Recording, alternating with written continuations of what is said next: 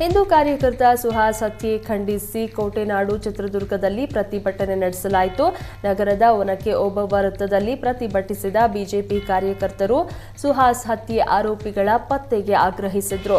ರಾಜ್ಯದಲ್ಲಿ ಕಾನೂನು ಸುವ್ಯವಸ್ಥೆ ಹಾಳಾಗಿದೆ, ರಾಜ್ಯ ಸರ್ಕಾರ ಹಿಂದೂ ಯುವಕರನ್ನ ಕೊಲೆ ಮಾಡ್ತಾ ಇದೆ ಅಂತ ಪ್ರತಿಭಟನಾಕಾರರು ಆಕ್ರೋಶ ವ್ಯಕ್ತಪಡಿಸಿದ್ರು. ಬಿಜೆಪಿ ನಗರ ಘಟಕದ ಅಧ್ಯಕ್ಷ ಎಚ್ಎನ್ ಲೋಕೇಶ್ ನೇತೃತ್ವದಲ್ಲಿ ಈ ಪ್ರತಿಭಟನೆ ಕೈಗೊಳ್ಳಲಾಗಿತ್ತು.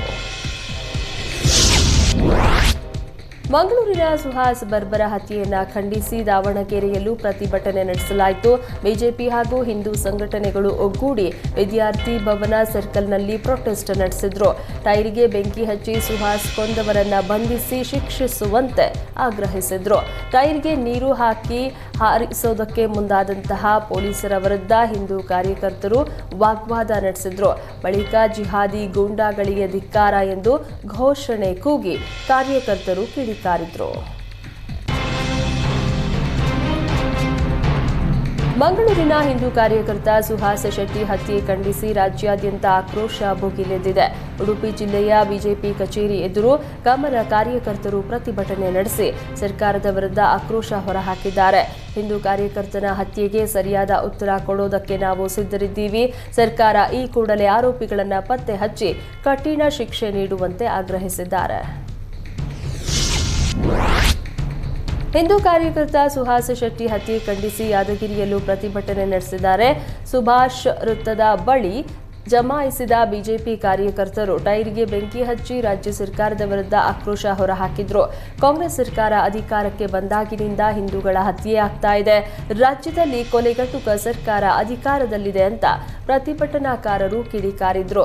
ಪ್ರತಿಭಟನೆಯಲ್ಲಿ ಬಿಜೆಪಿ ಜಿಲ್ಲಾಧ್ಯಕ್ಷ ಬಸವರಾಜ ವಿಭೂತಿಹಳ್ಳಿ, ರಾಜ್ಯ ಕಾರ್ಯದರ್ಶಿ ಲಲಿತಾ ಅನಪುರ ಸೇರಿದಂತೆ ಹಲವು ಮುಖಂಡರು ಭಾಗಿಯಾಗಿದ್ರು.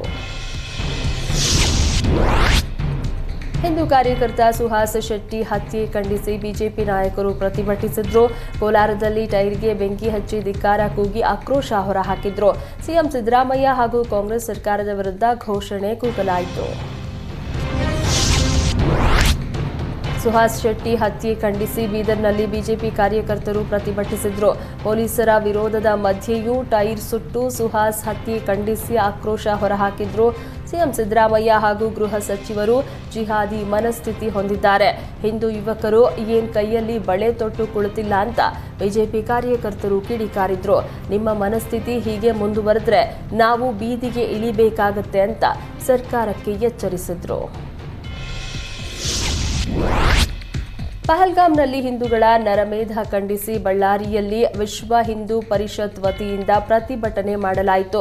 ಬಳ್ಳಾರಿ ರಾಯಲ್ ವೃತ್ತದಿಂದ ಜಿಲ್ಲಾಧಿಕಾರಿ ಕಚೇರಿವರೆಗೂ ಕಾರ್ಯಕರ್ತರು ಪ್ರತಿಭಟನೆಯನ್ನ ನಡೆಸಿದ್ರು.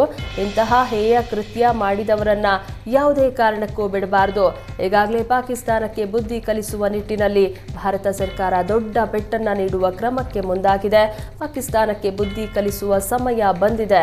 ಯುದ್ಧ ಮಾಡುವ ಮೂಲಕ ಪಾಕಿಸ್ತಾನವನ್ನ ನಾಮ ಮಾಡಬೇಕು ಅಂತ ಆಗ್ರಹಿಸಿದ್ರು.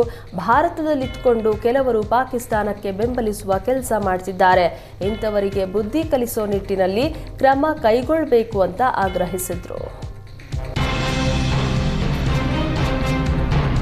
ಹಿಂದೂ ಕಾರ್ಯಕರ್ತ ಸುಹಾಸ್ ಶೆಟ್ಟಿ ಕೊಲೆ ವಿರೋಧಿಸಿ ಕೊಪ್ಪಳದಲ್ಲಿ ಬಿಜೆಪಿ ಪ್ರತಿಭಟನೆ ನಡೆಸಿತು. ಅಶೋಕ ವೃತ್ತದಲ್ಲಿ ಜಮಾಯಿಸಿದ ಬಿಜೆಪಿ ಕಾರ್ಯಕರ್ತರು ಸುಹಾಸ್ ಶೆಟ್ಟಿ ಹಂತಕರನ್ನ ಬಂಧಿಸುವಂತೆ ಆಗ್ರಹಿಸಿದ್ರು. ರಾಜ್ಯದಲ್ಲಿ ಕಾನೂನು ಸುವ್ಯವಸ್ಥೆ ಹಾಳಾಗಿದೆ, ಹಿಂದೂ ಕಾರ್ಯಕರ್ತರನ್ನ ಟಾರ್ಗೆಟ್ ಮಾಡಿ ಕೊಲೆ ಮಾಡಲಾಗ್ತಾ ಇದೆ ಅಂತ ಬಿಜೆಪಿ ಕಾರ್ಯಕರ್ತರು ಆಕ್ರೋಶ ವ್ಯಕ್ತಪಡಿಸಿದ್ರು.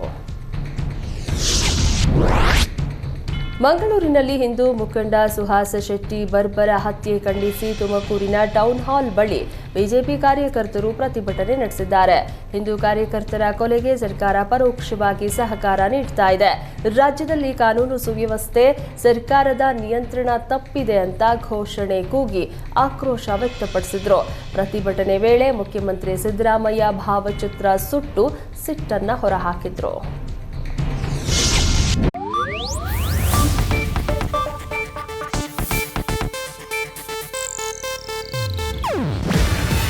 ಇದು ಏಷ್ಯಾನೆಟ್ ನ್ಯೂಸ್ ನೆಟ್ವರ್ಕ್ ಪ್ರಸ್ತುತಿ. ನೀವು ನೋಡ್ತಿದ್ದೀರಾ ಏಷ್ಯಾನೆಟ್ ಸುವರ್ಣ ನ್ಯೂಸ್.